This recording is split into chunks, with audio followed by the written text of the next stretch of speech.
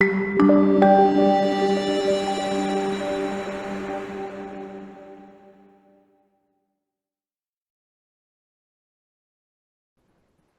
to The Speaking Citizen. I am Mehru Jafar.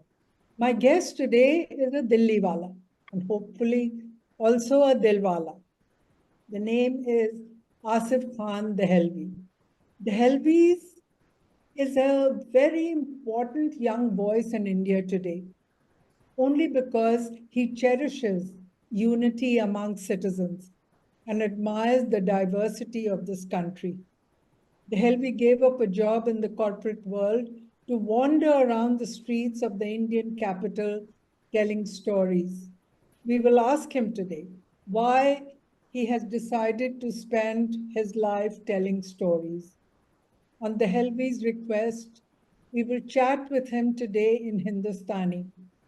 We will also ask him why he made that request. आपकी ख्वाहिश के तहत आसिफ खान दहलवी, मेरा पहला सवाल हिंदुस्तानी में आपसे ये है, इस वक्त दिल्ली नगरी का मिजाज क्या है? एक दास्तान गो होने के नाते आज की दिल्ली की दास्तान आप कैसे बयान करेंगे कुछ चंद शब्दों में? आदाब। ये जो सवाल आपने किया, ये सवाल मैं अक्सर खुद से भी करता हूँ और कई मुसाफिर जो जुड़ते हैं कारवां में वो भी करते हैं कि अभी दिल्ली क्या है। तो अब तक के मेरे तजुर्बे में मुझे ये लगता है कि दिल्ली कई रंग में ढलती है। चाहे वो हमलाए नादरी में बदली हो या 1857 में बदली हो या 47 में बदली हो या अभी के जो हालात हैं जो हम देख रहे हैं। मुझे इतने बरस हुए, मेरी पैदाइश दिल्ली की है, पर कहीं न कहीं अब मुझे ये लगने लगा है कि दिल्ली अनजान होती जा रही है। या तो ये है कि मैं इसकी गहराइयों में जितना उतर रहा हूँ, उसे मुझे एहसास हो रहा है कि ये मैं उसे कितना कम जानता हूँ। पर अभी कुछ वक़्त से मुझे ऐसा लगा, ख़ास तौर पर कोविड के बाद से, कि दिल्ली थोड़ी अनजान सी हो गई है। और जिस तरह की फिर खबरें आती रहती हैं कि जो मेरी पसंदीदा जगह रहीं, जहाँ अमूमन मैं जाया करता था, वो सरकार की तरफ से या जो भी महकमे हैं, डीडीए वगैरह, उनको तोड़ दिया गया। तो अपने सामने उन जगहों को जाते हुए देखना, जहाँ हम कभी बैठा करते थे, तो बड़ा मुश्किल है ये बयाँ करना कि क्या मैं इस दिल्ली को जानता हूँ। एक अजीब से हालात में है जो दिल्ली है। और जो सुनने वाले भी हुआ करते थे, जो कहानियाँ सुनने वाले भी हुआ करते थे, अब वो नज़र नहीं आते हैं, क्योंकि एक ऐसा सोशल मीडिया वाला ज़माना आ गया है। ख़ास तौर पर ये जो 30 सेकंड या 7 सेकंड में कुछ लोग सब कुछ देख लेना चाहते हैं। उनमें पुराने दौर की वो आधे-आधे, 1-1 घंटे की जो दास्तानें हैं या किस्से हैं, वो अपने आप को उसमें अब ज़्यादा कनेक्टेड नहीं पाते हैं। तो बहुत अनजानियत एक पैदा हो गई है आस-पास। मसला क्या है? ये आपकी दिल्ली को कौन तोड़ फोड़ कर रहा है? कौन आपको दिल्ली नगरी से अनजान कर रहा है? अ, शायद वक़्त बहुत तेज़ी से बदल रहा है मेरे लिए। मैं बाकी लोगों की बात ना करूँ, मैं अगर सिर्फ़ अपनी बात करूँ, कि आज से अगर 12-13 साल पहले जब मैंने अ, कुछ कहानियाँ सुनाना शुरू किया या हेरिटेज वॉक्स करानी शुरू की, वो वक़्त थोड़ा अलग लगता है मुझे। और इन 10-12 सालों में बहुत तेज़ी से सब कुछ बदल गया है। अब ये लोग कौन और हैं? बदलाव का कोई मिसाल? सोशल मीडिया को मैं कहूँगा, ये जो एकदम नया, एकदम जमाना आ गया है सोशल मीडिया वाला, इसको शायद मैं कहूँगा। और बाकी मुझे नहीं पता कि किस सरकार में बैठे कौन लोग हैं जो ये सब, कौन ऑर्डर कर रहा है, कौन नहीं कर रहा है। जैसे एक बहुत छोटा-सा वाक़या है कि जहाँ मैं रहता हूँ, मेरी मेरे घर से एक दरगाह बहुत नज़दीक है, आशिक़ अल्लाह की दरगाह, जिन्हें नज़रिया पीर भी कहा जाता है। और वहाँ सुबह से शाम तक लंगर चलता रहता है। और हम अपनी अम्मा को लेके अक्सर जुमेरात को वहाँ चले जाया करते थे। अभी हाल में वो जो दरगाह है काफ़ी सुर्खियों में रही, और वहाँ बैरिकेड वग़ैरह लगा दिए गए। तो पता चला कि वो उसको तोड़ देना चाहते हैं, और उसके आस-पास की वो कब्रें तो उन्होंने तोड़ दी। तो बयाँ करना बड़ा मुश्किल है कि ये एकदम से ये कहाँ से कैसी बयार आई, जिसमें बड़ी एक सूखी-सी बयार है। एक बचपन में कभी जेठ की दोपहरी में वो हम गलियों में निकल जाते थे खेलने के लिए, और वो एक साँय-साँय की आवाज़ें आया करती थी। अब ऐसी साँय-साँय की आवाज़ें आ रही हैं, बड़ी उदास सी एक बयार है।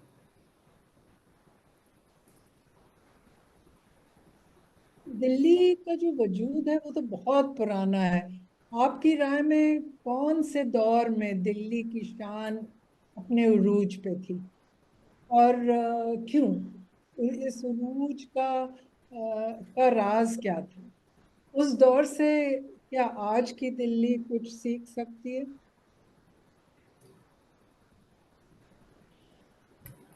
जैसा मैंने कहा कि दिल्ली जो है वो हर ज़माने में उसने अपने एक अलग रंग दिखाए। मैं अक्सर दिल्ली को दिल्ली बुज़ुर्ग कहता हूँ, कि ये वो बुज़ुर्ग है कि कोई भी इंसान इस शहर से बहुत कुछ सीख सकता है। इंतज़ार हुसैन साहब का एक नॉवल कुछ वक़्त पहले मैं ऐसे ही पढ़ रहा था। तो उन्होंने इसमें लिखा हुआ है कि ये शहर 100 मर्तबा लुटा है। और सिर्फ़ अगर इसी चीज़ को सोचा जाए कि बसने से ज़्यादा ये कितनी बार लुटा है और फिर वापस अपने मयार पर लौट आया, ये खुद में कितनी बड़ी बात है। और फिर वो शासक, वो सुल्तान, वो बादशाह, जिन्होंने वक़्त-वक़्त पे इसको सँवारा। अब जैसे आपका जो सवाल है कि किस ज़माने में ये अपने उरूज पर रही, तो मैं कहूँगा सुल्तान रज़िया के ज़माने में, या सुल्तान अल्तमश के ज़माने में। सुल्तान अल्तमश जो आवाम के बादशाह थे, और वो कहा करते थे जो आवाम खाया करती है वही मुझे भी खाना चाहिए। तो उनका मिज़ाज भी सूफ़ियाना था। उस ज़माने में रैयत ठीक थी, खुशहाल थी। उसके बाद फिर सल्तनतें जो हैं वो बदलीं, और बदलते-बदलते फिर शाहजहाँ का ज़माना आया, और शाहजहाँ के ज़माने में फिर से दिल्ली को दुल्हन की तरह सजा दिया गया। और जब शाहजहाँ यहाँ से फिर आगरा चले गए और बादशाह औरंगज़ेब ने जो है उनको क़ैद खाने में डाल दिया, तो फिर उसके बाद दिल्ली फिर से वीरान हो गई। तो कहते हैं कि जो खुशी है, वो कुछ पल की रहती है, और जो बिरहा है, वो एक लंबी रात का पहाड़ है, जिसकी कीमत जो है वो चुकानी पड़ती है। तो बादशाह औरंगज़ेब भी फिर भी जब दिल्ली में थे और वो हुकूमत कर रहे थे, तो दक्कन के पानी ने जो है उनको बुला लिया, और उनकी ज़िंदगी के कई साल जो हैं वो दक्कन में जो है वो गुज़रे। तो दिल्ली वाले कहा करते थे। तो यहाँ दिल्ली वालों ने जो है ये कहना शुरू किया था कि अ, इन लाइन से आप जो है वो आपको अंदाज़ा हो जाएगा कि दिल्ली की आवाम अपने बादशाहों के साथ उनका रिश्ता कैसा था, कि दिल्ली शहर सुहावना, कंचन बरसै नीर। दिल्ली शहर सुहावना, कंचन बरसै नीर, सबके कंठ बटोर के ले गए आलमगीर। साहिब की बिनती करो और मन में धारो धीर, क्या अब बात! के बिछड़े तब मिलें जब पलटें आलमगीर। क्या बात! तो जिस-जिस बादशाह ने एक नया शहर बसाया,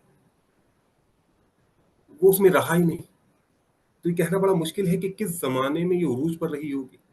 मैं ये कहूँ कि बादशाह ज़फ़र जो ये काफ़ी यार बादशाह थे, एक दोस्त बादशाह थे, वो बादशाह कम थे, वो यार थे। वो यारों की महफ़िलों में बैठा करते थे। तो जब वो गए तो दिल्ली एकदम वीरान हो गई, जैसे दिल्ली ने जो है अपने दाता को खो दिया और उसकी वो जो यादें हैं, वो अब धुंधली पड़ गईं, वो लोग नहीं रहे अब।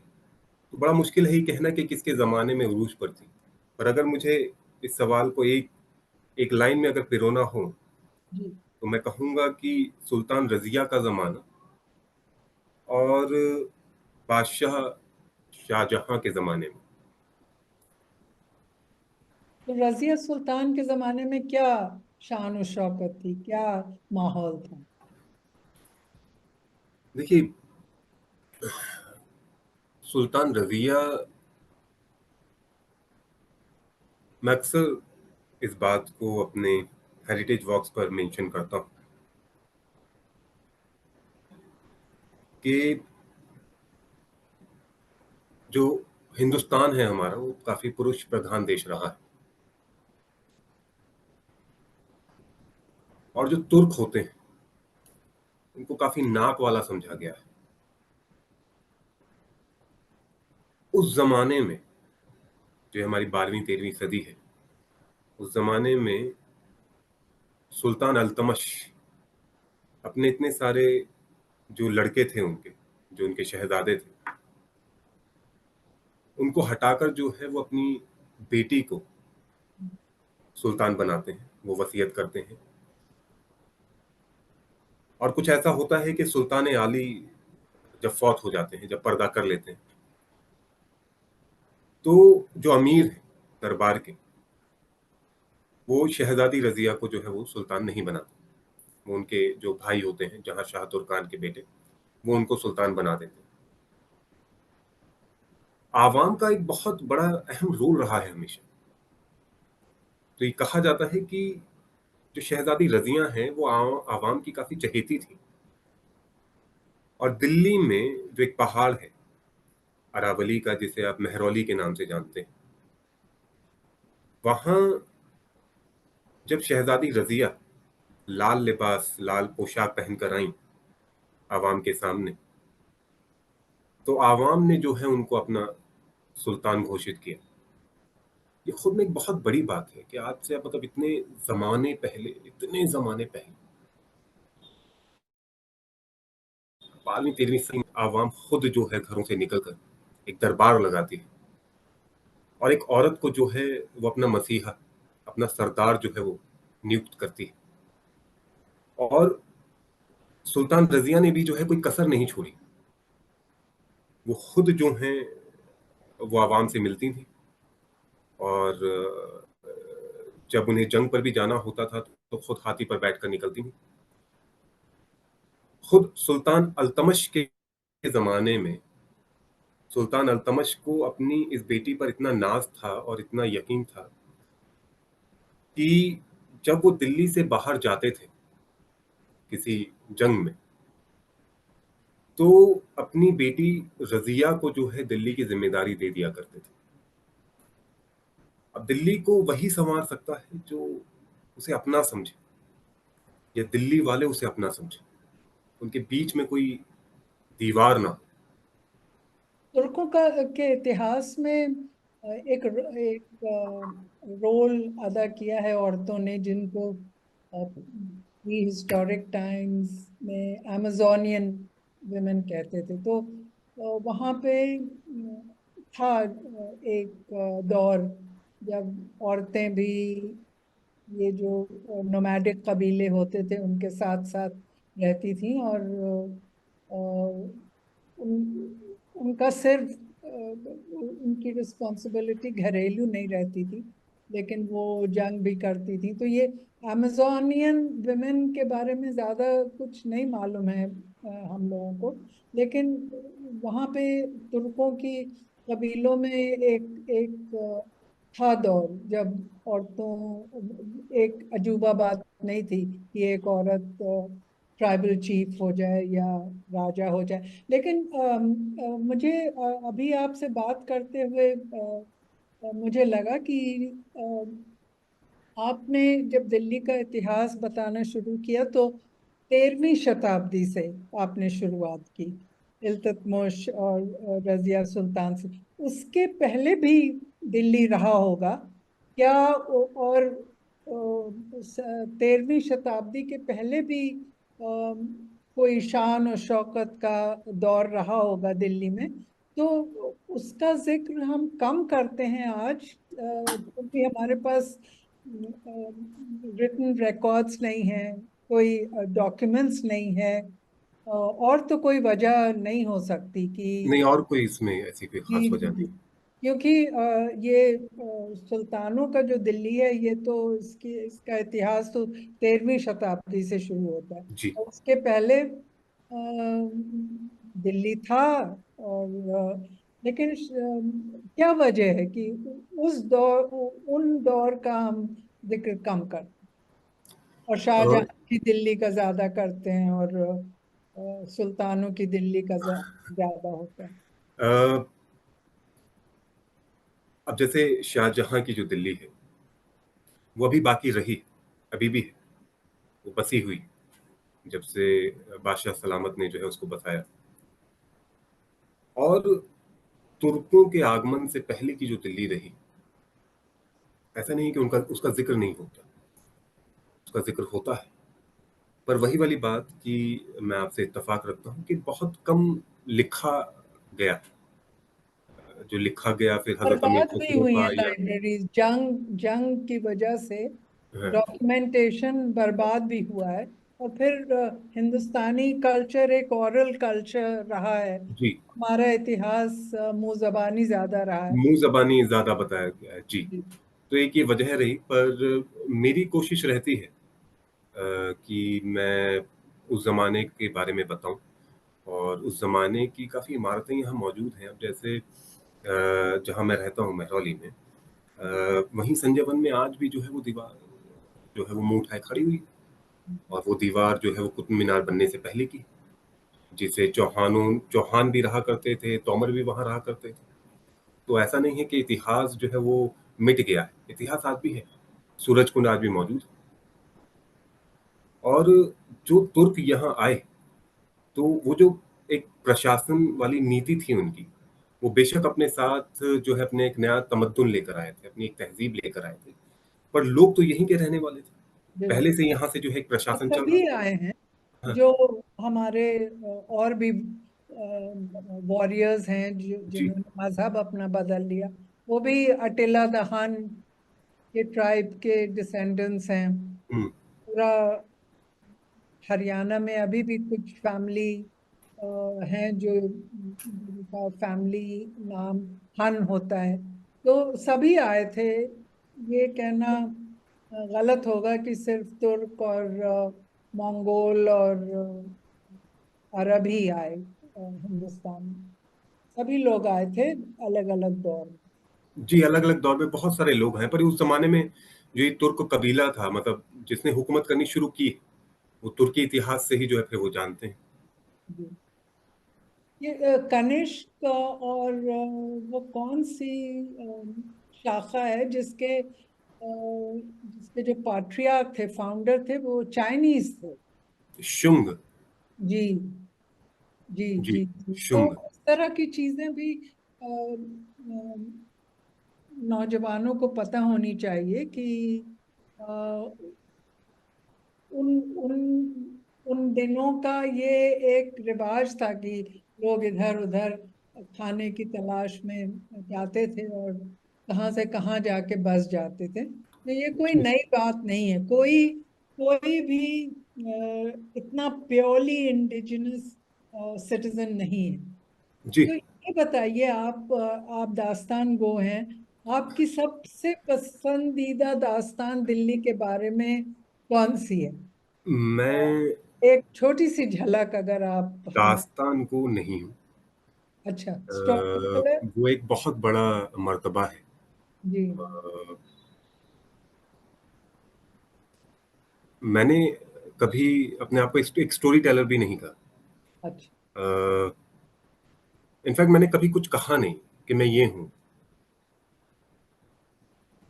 क्योंकि मेरे लिए बड़ा मुश्किल है अपने आप को किसी सांचे में डालना। और क्योंकि मैंने इस तरह की कोई तालीम नहीं ली कभी, क्योंकि दास्तान कोई सीखने के लिए आपको उस्ताद चाहिए होता है, और ऐसा उस्ताद को जो आपको रख भी ले। नहीं, सिर्फ कहानी सुनाना होता है और तो हाँ, कोई। सिर्फ कहानी, मैं बैठ जाता हूँ कहीं पे, जैसे मैं आपसे बातें कर रहा हूँ, जी जी। और वैसे ही मैं लोगों से बातें करता हूँ, उन्हें बताता हूँ कि भाई ऐसे फलां जमाने में ऐसा हुआ। आपने मुझसे जो पूछा कि दिल्ली के मुतालिक मुझे कौन सी दास्तान कहानी सबसे ज्यादा पसंद, जी पर अगर मैं आपको ये कहूँ कि दिल्ली की तो सभी कहानियां मुझे बड़ी अजीज हैं। मतलब कोई ऐसी कहानी नहीं है कि मैं उसे कहूँ कि नहीं इसको छोड़ दो और इसको आगे करो। एक छोटी सी जो मुझे, हमको कुछ सबक भी सिखाए आज, आज हाँ, के मुझे हालात। जी सुल्तान बलबन की कहानी काफी पसंद है। जी। क्या? तो ये कहा जाता है कि मध्य एशिया में किसी बाजार में गुलामों का एक ये दौर रहा है जमाने में, जब गुलामों को खरीदा और बेचा जाता था। और वहीं एक बाजार में एक लड़का था जो कुछ सामान लेकर जा रहा था। मैं बताता हूँ लोगों को कि देखो, तसव्वुर करो, जरा तसव्वुर फरमाओ कि आप एक बाजार में हो। आपको इंटरप्ट करके एक ख्याल आया जहन जी में कि इसकी ये स्लेव्स खरीदने की भी एक बड़ी अहम वजह है। वो जी ये थी कि बालबान जो थे वो इल्बारी तुर्क थे। तुर्क थे, इल्बारी जी, ट्राइब। सुल्तान अल्तमश भी इल्बरी तुर्क जी कबीले से जी थे। जी। जी नहीं तो वो लोग अपने को प्योर तुर्क मानते थे। जी ये फिरोज शाह तक। तो इनकी इनकी जद्दोजहद ये होती थी कि ये लोग अपने लोगों को दिल्ली से भेजते थे, जहाँ पे बैक टू सेंट्रल एशिया, और वहां जी से अपने ही कबीले से लोगों को खरीद के लाते थे ताकि उनकी रेशल प्योरिटी कायम रहे।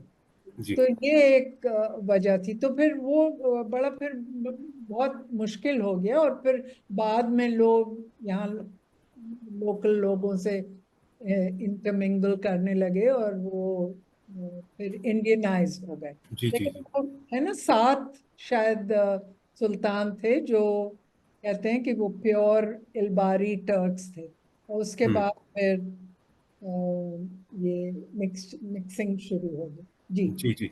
जी जी। नहीं, मैं वही बता रहा था आपके कि वो जो बलबन हैं, जिन्हें उलूम खान के नाम से भी जो है वो जाना गया, वो किसी बाजार में थे, और अ, उन्होंने कोई दरवेश वहां आए। मुझे ये लगता है कि आसमान की तरफ से जो है वो उतारी जाती हैं चीजें। और जैसे एक मजजूब बिहार पटना के एक बाजार में कहीं बैठा हुआ था, और फरीद खान नाम का पठान जो है वो वहां से गुजर रहा था। तो मजजूब जो है वो खड़ा हुआ और उसने जो है वो चिल्लाना शुरू किया, वो देखो दिल्ली तख्त का मालिक आ रहा है। तो शायद खुदा जो है वो ये जो दीवाने होते हैं उनके जरिए, ये जो सूफी होते हैं उनके जरिए कुछ पैगाम भिजवाता है। तो इस बाजार में जो है एक दरवेश आया और उन्होंने कहा कि भाई मुझे फला जो फल है वो ला के दो। तो ये जो बलबंद थे, जो छोटे थे, उन्होंने जितने इनके पास पैसे थे उन्होंने जो है वो फल जो है वो ला कर दिया उनको। तो ये जो दरवेश हैं, इन्होंने इन्हें दुआ दी कि जाओ, मैंने तुम्हें हिंद की सल्तनत अता की। और ये भी जो है इन्होंने जो है अपना सर झुका लिया और कहकर कि बंदा परवर गरीब परवर मैंने कबूल की। अब मैं इस चीज पर मैं लोगों को बताता हूँ, ये बड़ी एक सब्र वाली है, ये जो किस्सा है कि अल्लाह की तरफ से, खुदा की तरफ से आजमाइशें आएंगी, आपको मौके दिए जाएंगे, पर आपको अपने आप को प्रूफ भी करना है कि क्या आप उस मौके के लायक हैं। अब ये लड़का जो है गुलामों के बाजार में इसकी खरीद फरोख्त हुई और कहाँ से कहाँ जो है ये कहते हैं कि सुल्तान अल्तमश के ज़माने में 100 गुलाम जो हैं वो खरीद कर जो है वो लाए गए। और जब यहाँ दरबार में जो है वो उनका मुआयना चल रहा था तो सुल्तान आली सुल्तान अल्तमश ने 99 गुलाम ले लिए और ये जो लड़का था इसको छोड़ दिया। अब शायद इसके नैन नक्श ठीक ना लगे हों या कोई भी जो वजह रही हो, तो जब वो दरबार जो है वो बर्खास्त हुआ, तो ये जो लड़का था इसने सुल्तान आली से जो है पूछा। अब मैं इस चीज़ में सोचता हूँ और जब मैं लोगों को भी बताता हूँ कि वो उसके अंदर कितनी एंग्जायटी होगी या वो कितना नर्वस होगा और वो माहौल कैसा होगा कि वो 99 गुलाम एक कतार में जो है वो जा रहे होंगे और सुल्तान आली जो हैं वो अपने तख्त से उठे होंगे और वापस जो है वो अपने शयन कक्ष की तरफ महल सरा में जा रहे होंगे और एकदम से ये जो लड़का है इसने कितनी हिम्मत करके इसने सुल्तान आली को रोका होगा कि मैं एक सवाल कर सकता हूँ। और इसकी हल्की सी हरकत पर वहां गुलाम खड़े होंगे, हबशी गुलाम खड़े होंगे और वो उसकी तलवार से जो है उसका सर कलम कर देते। बहुत सारी वजह रही होंगी, पर इसने हिम्मत की और उनसे कहा कि सुल्तान आली, आपने 99 गुलाम किस लिए खरीदे हैं? तो सुल्तान आली फरमाते हैं कि ये 99 गुलाम मैंने अपने लिए खरीदे हैं। तो ये लड़का कहता है कि मुझे खरीद लीजिए खुदा के वास्ते। सुल्तान आली जो है वो उनको ये बात जो है वो पसंद आई और उन्होंने जो है बलबन को खरीद लिया। ये मुझे काफ़ी पसंद आता है, ये जो वाक़या है। सही वक़्त पर हिम्मत करके बोलना और सब्र करना कि खुदा की तरफ से आपको एक मौका दिया गया है, अब इसको मौका मिला। इसको महल सरा में जो है वो एक सक्के वाला काम जो पानी वग़ैरह का था वो दिया गया। अब ये जो लड़का है इसने अपनी काबिलियत से, अपनी सलाहियत से, अपनी चतुराई से ये उस सक्के से जो है अहदी हुआ, पैदल सिपाही हुआ और फिर उसके बाद घुड़सवार हुआ, सरखेल हुआ, फिर अमीर हुआ और जो 40 गुलामों का दल था, सुल्तान आली की जो मदद किया करता था प्रशासन चलाने में, तुर्कान चहलगानी, उसका सदस्य हो गया। ये कितनी बड़ी बात है उन लोगों के लिए जो हालात के आगे मजबूर हो जाते हैं, हिम्मत हार देते हैं कि खुदा अगर चाहे और आपके अंदर तू हिम्मत तो कर, तू देख तू कहाँ से कहाँ जाएगा। बिल्कुल। मूसा अलैहिस्सलाम वाला वाक़या है कि वो समंदर की तरफ वो चल पड़े थे और खुदा ने जो है वो रास्ता दिखाना शुरू कर दिया। तो ये कहाँ से कि मतलब एक गुलाम से जो है वो सीधा फिर तुर्कान चहलगानी का सदस्य हुआ और फिर तुर्कान चहलगानी के सदस्य के बाद उस दल का नेता भी हो गया और बाद में इतनी ज़्यादा उसके पास ताकत आ गई कि वो उसकी मर्ज़ी से सुल्तानों को बिठाया जाने लगा और हटाया जाने लगा। आखिर में तकरीबन 1266 के आसपास 1266 में जो है ये सुल्तान बन गए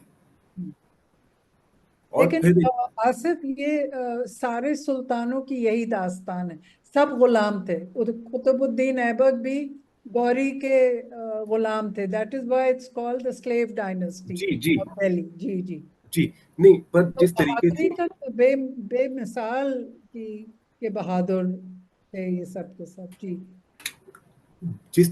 इनकी जर्नी रही है, एक सक्के से एक पानी का काम कर रहे थे महल सरा में और एक-एक कदम जो है, एक-एक सीढ़ी जो है ये पायदान से एक-एक करते, करते, करते जो है वो आगे बढ़े।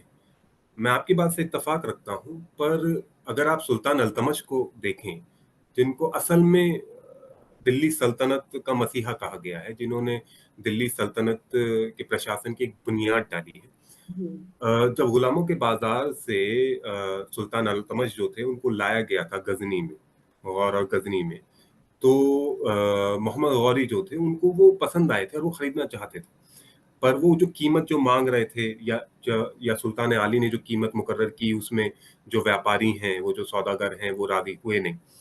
तो उनको फिर बाद में खरीदा गया किसी तरीके से, सुल्तान कुतुबुद्दीन ऐबक जो थे, उन्होंने जो है इनको खरीदा और इन्होंने सीधा सक्के वाला काम नहीं किया या इनको सीधा खादिम नहीं बनाया गया। ये सीधा एक फ़ौजी के तौर पर जो है उनके जो जो दल है उसमें शामिल हुए और एक लड़ाई हुई थी जिसमें इनके सारे कमांडर मौजूद थे। मोहम्मद गौरी जो हैं, जिसमें ताजुद्दीन यल्दौज हो गए या नसरुद्दीन कुबाचा हो गए, आपके सुल्तान कुतुबुद्दीन ऐबक हो गए, उसमें ये लड़का भी मौजूद था। और ये कहा जाता है कि वो जो दरिया में जो लड़ाई हुई है उसमें इसने बड़ी दिलेरी से जो है इसने वो जो पराक्रम दिखाया, उससे सुल्तान आली बड़े खुश हुए कि इसको जो है अपना खास बनाकर रखो। तो हर गुलाम का एक सफर रहा है, पर वो सफर कहाँ से शुरू हुआ है? जी। जी बहादुरी तो मेन मेन जो कहते हैं खासियत होनी चाहिए। जी सुल्तान के एडमिरेशन को जीतने के लिए बहादुरी बहुत जरूरी थी, क्योंकि जी एक बहादुर ये आम, मैं ये कहना चाहती हूँ कि ये रिवाज था उस टाइम। जी। अभी हम लोगों को अजीब सा लगता है कि लोगों को हम खरीद रहे हैं आलू और उस टाइम तो आम थी ये बातें, हाँ, गुलामों के बाजार लगते कुतुबुद्दीन थे। ऐबक खुद ही वो स्लेव थे। गुला वो खुद गुलाम थे। बिल्कुल बिल्कुल। एक तो कहानी। जी, जी जी, इरशाद जी मैं इरशाद। माजरत चाहता हूँ। नहीं नहीं, खबर। तो मैंने जैसे बोला कि दिल्ली दिल्ली की हर कहानी मेरे लिए वही बराबर का दर्जा जो है वो रखती है। जिसमें हज़रत निजामुद्दीन औलिया सुल्तान जी जो हैं उनका जिक्र आता है, तो अ, उनकी बातें अलग मकाम रखती हैं। और पर मुझे दिल्ली में रहकर मारवाड़ की बातें करना पसंद है। और ख़ास तौर पर जो कहानी सबसे अज़ीज़ है, वो थार के रेगिस्तान की कहानी, मूमल, आपने नाम सुना होगा। तो जब मैं किसी कोई हेरिटेज वॉक कराता हूँ लोगों को, और करा चुका होता हूँ, और जब कारवां कहीं ठहरता है हमारा, तो हम बैठ जाते हैं सब लोग। और मुझे पसंद है कि मैं मूमल की दास्तान सुनाऊँ दिल्ली में रहकर। तो हर एक दिल्ली वाले की किस तरह की कोशिश होनी चाहिए कि मुस्तकबिल हम सबका अमन चैन और खुशहाल सा रहे। अभी तो एक अजीब सी बेचैनी, एक अजीब सा खौफ, अजीब सी, मतलब बेवजह के इमोशंस उभर उभर के आते हैं। तो हर एक दिल्ली वाले को किस तरह की कोशिश करनी चाहिए? अ, देखिए, ये बहुत मुश्किल है, पर मैंने कहीं पढ़ा था कि जो इंसानी फितरत है, और खासकर हमारे बुजुर्ग भी ये फरमाते थे कि अमीरी और गरीबी की जो बू है, जो बुजुर्गों की बातें हैं कि उसको जाने में 100 साल लगते हैं। शायद वो इस बात से कहना चाह रहे हों कि जो गम है, वो जाने में, वो जो आपका माजी है, उसको जाने में तकरीबन 100 साल लगते हैं। अब वो ना जाने वो क्यों कहा करते थे, हो सकता है 100 से कम लगे या ज्यादा लगे। अब दिल्ली की अगर बहुत। मैं जी, दिल्ली की अगर मैं बात करूं कि हम में से हर किसी की एक जिम्मेदारी है एक दूसरे के प्रति। एक एहतराम बहुत जरूरी है एक दूसरे के प्रति। वो एहतराम अगर नहीं होगा, वो इज्जत अगर नहीं होगी, वो भी हमें तय करना है कि हम जो इंसान हैं, लोगों को इज्जत उसकी हैसियत से तोल कर देते हैं। अगर ये फलां शख्स है तो हमें ये इज्जत देनी है, ये फलां है तो इन्हें ये देनी है, ये है तो ये देनी है। तो ये बेसिक लाइन हमें खत्म करनी पड़ेगी पहले। Equally we need to treat each other, चाहे वो सड़क पर काम करने वाला मजदूर है या विधायक है या कोई बिजनेसमैन है। दिल्ली में जो एक बेचैनी है, चाहे वो मजहबी रही है अभी इस वक्त, जो मजहबी रंग में चल रही है, या जो नफरतें जो हैं वो कुछ वक्त से और ज्यादा हो गई हैं। मैं अगर आपको अपने बचपन की बातें बताऊं, मैं मेरी जहां परवरिश हुई है वहां सब हिंदू रहते थे हमारे घर के आसपास, और हमें कभी इस बात की खबर ही नहीं हुई कि वो हिंदू हैं, हम मुसलमान हैं। वो शायद आपसी प्रेम कह लें आप, कि ईद के दिन अम्मा हमारी सेवइयां पकाती थी और सब आते थे खाने के लिए। दिवाली में सबके यहाँ से खील बताशे आते थे, आजकल खील बताशे नहीं मिलते हैं दिवाली, वो खिलौने आते थे। दशहरे का मौका हो या रामलीला देखने जाना हो दोस्तों के साथ, या कृष्ण लीला देखने जाना हो दोस्तों के साथ, ये बातें बड़ी आम थी पहले।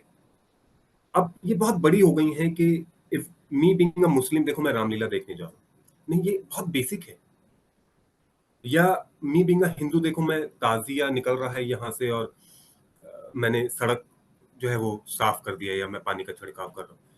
ये हमारे दिल्ली की, हमारे मुल्क की तहजीब रही है कि जो इज्जत है वो दोनों तरफ से रहे। अगर मैं सिर्फ ऐतिहासिक इमारतों पर कुछ कहूं कि ये ऐतिहासिक इमारतें जो हैं उसमें ये इतनी जर्जर हालत में क्यों है, या इनके आसपास इतना कूड़ा क्यों रहता है, या लोग इसमें शराब पीने क्यों जाते हैं, हमें इस बात को समझना पड़ेगा कि जो लोग इन इमारतों से, जो इस तहजीब से अपने आप को जुड़ा हुआ महसूस करते थे, वो अब नहीं है।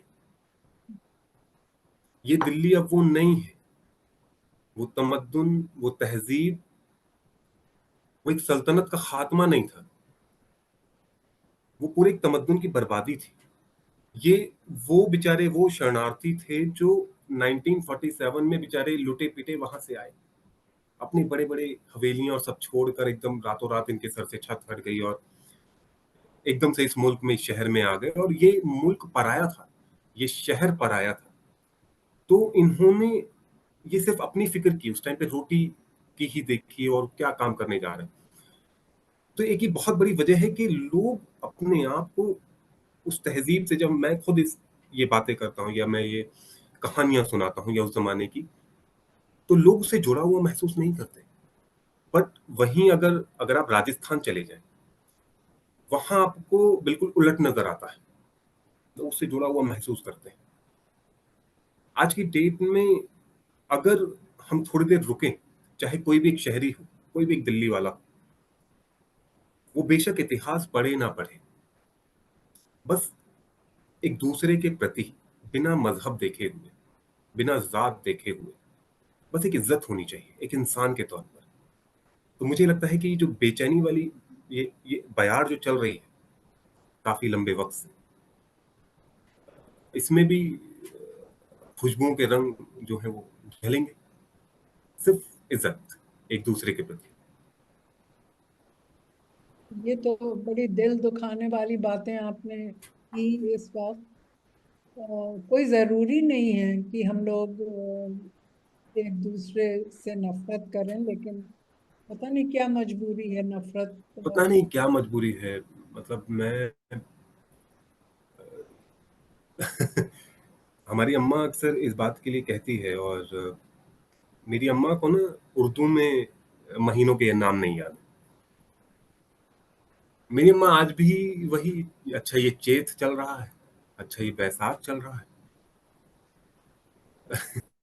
तो जब ये चीजें कि अम्मा, वही उनकी मातृभाषा तो वही है। हाँ, तो जब अम्मा हमारी देखती हैं कि आसपास देखो ये क्या हो रहा है, या हमारे तो न्यूज भी नहीं देखते, तो उन्हें बड़ा दुख होता है। क्योंकि मेरी अम्मा तो वो जिस मोहल्ले में रहते थे, वहाँ कोई मूर्ति चाची है, कोई मौसी है, और कहीं भी जो है हमको छोड़कर जो है वो घर के काम जो है वो कर लिया करती थी। बट अभी सब कुछ बड़ा अजीब लग रहा है कि ये क्या हो रहा है, हम कहाँ से कहाँ आ गए, ये शहर इतना पराया सब क्यों हो गया एकदम से।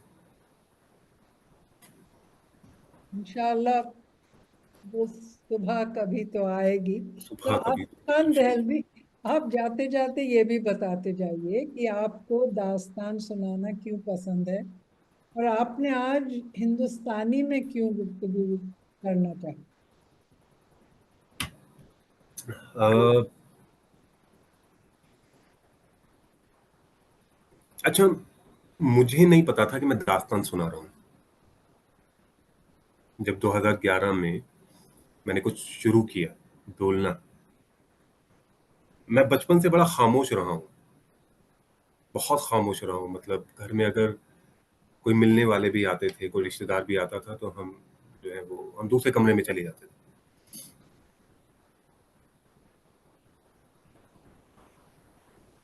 एक काम होता है जो आप खुद चुनते हैं,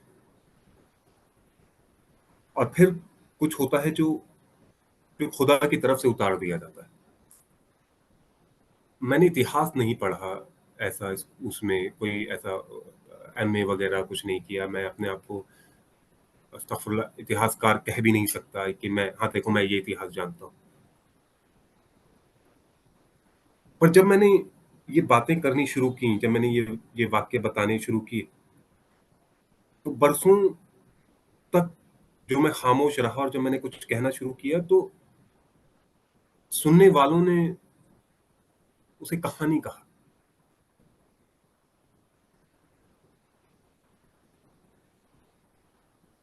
अब मुझे ये क्यों पसंद है,